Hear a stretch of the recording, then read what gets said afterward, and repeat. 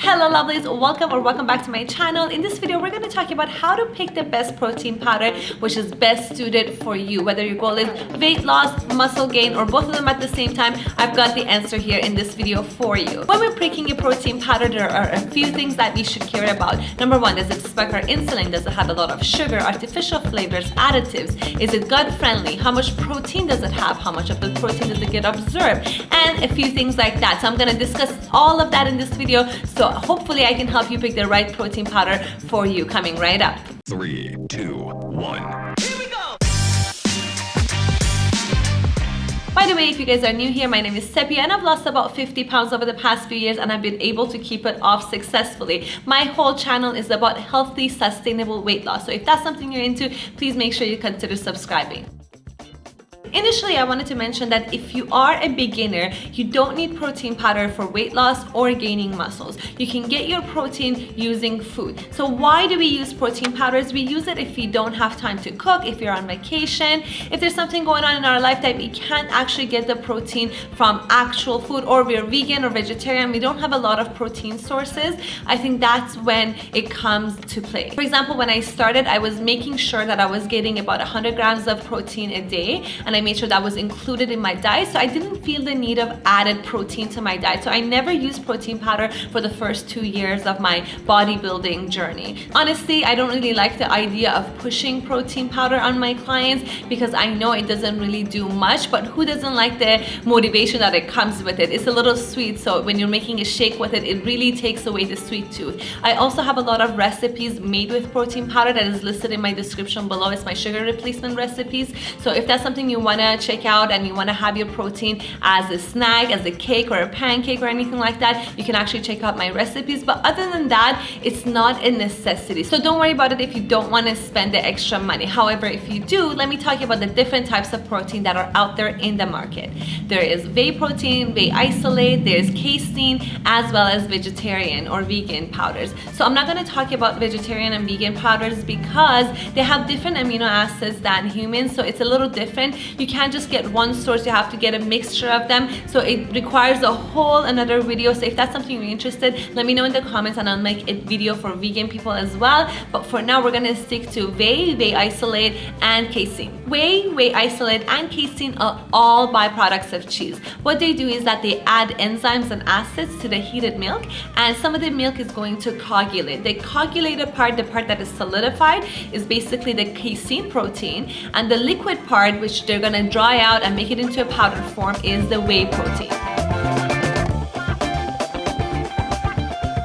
So now I wanted to talk about the whey protein and the whey isolate. So now that we have whey protein, if we pass it through another extra processing and make it more cleaner, we get the whey isolate. But what do we use whey protein for? It's basically 70% protein and the rest is carbs and sugar, basically milk sugar, so lactose. So if you're lactose intolerant, it may not go well with your digestion. However, it spikes your insulin. So when you actually drink it or eat it with food or anything like that, what it does is that when it spikes your insulin, your body and your cells are very ready to absorb nutrients. So whatever nutrients, like if you are having fat with it, if you're having almond butter, eggs, or anything like that with your whey protein, it's just gonna go right into your cells and it's going to be stored there. So whey protein is mostly used for bodybuilders, people who want to put on mass. So if you're underweight and you're trying to gain weight, whey protein is the way to go. So that's something you want to drink post-workout or pre-workout, and we're going to talk about the timing of protein a little later in this video. I wanted to give you a quick reminder here that whey protein by itself will not help you gain weight or gain muscle mass.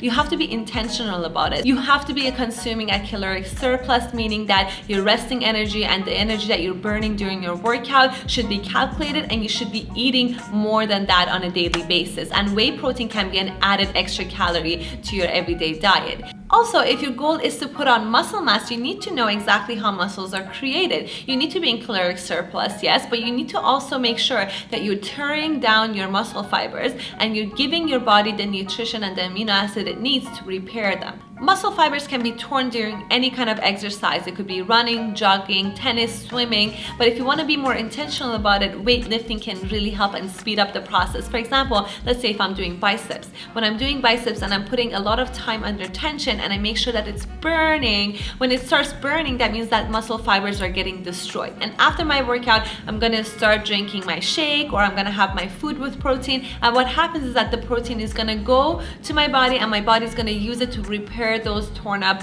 muscle fibers, and that's how muscles are created. To give you a simple analogy is that when you get a paper cut on your finger, I have one right here, I don't know if you guys can see it, but I have one right here, and when you keep getting paper cuts and your body starts repairing it, that part of your body is gonna start swelling. So it's a little bigger or thicker. As time goes by, as you get older, you might actually have cuts. Like if you keep getting cut on over here at one spot, that one spot is gonna become really thick and ugly. So basically that's what happens when you're building muscles. You keep tearing it apart and the thing is gonna actually repair it, your body's gonna repair it, and it's gonna get bigger and bigger. And that's basically how it is, and you need to be having the right nutrition to support repairing those muscles. So that's basically it for building muscles. Next, we're going to talk about Whey Isolate.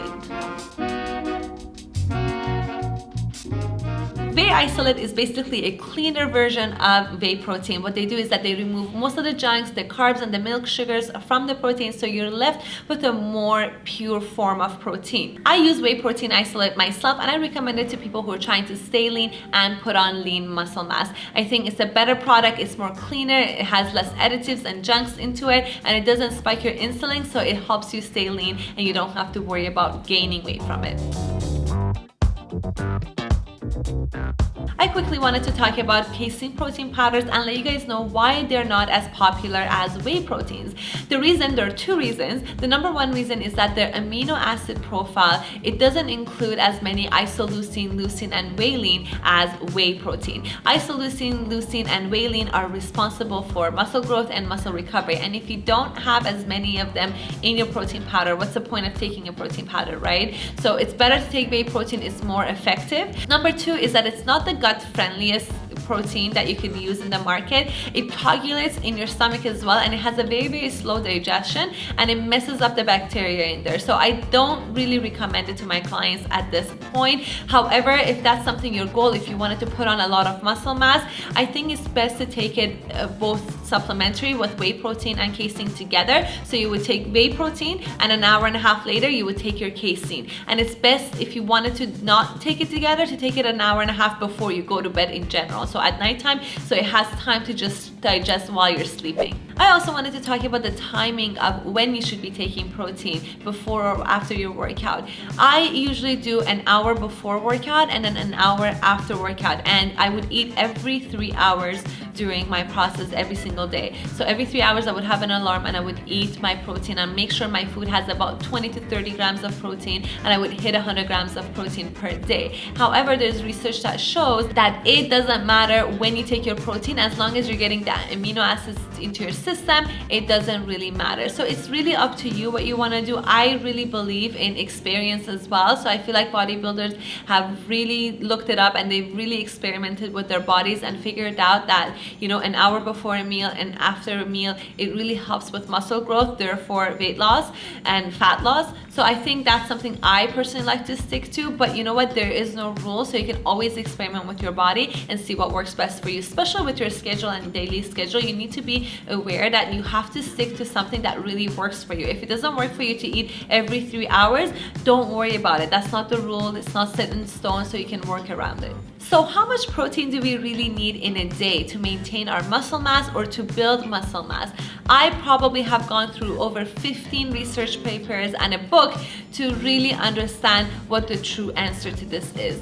It's actually more simple than you thought. You actually look it up, you will get this answer, but I wanted to make sure that this is the correct answer. So if you're an adult and you're trying to maintain your muscle mass and live a healthy life, 0.35 gram per pound of body weight is how much protein you need on a daily basis.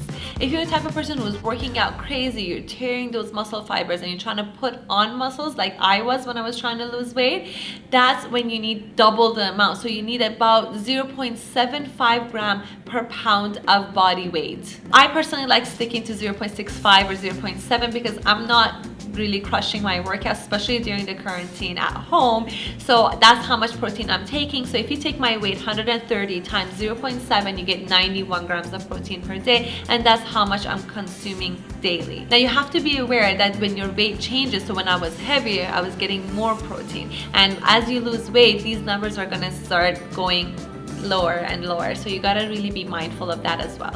One of the other things that you want to make sure of in terms of your food is that you want to take about 30 to 35 grams of protein from your food. Your food includes a lot of fiber. You know, when you're eating chicken, it has fiber. You have other fiber added to your food. There's fat. So your body has time to digest it. So you can actually, if you take 4 ounces of chicken breast, that's about, I would say, I think 4 ounces of chicken breast must equal about 30 or 34 grams of protein. Don't quote me on it, but I think that's about roughly right. So when you take that, that's perfect. But when you're taking protein shake, you're gonna take a scoop of protein powder.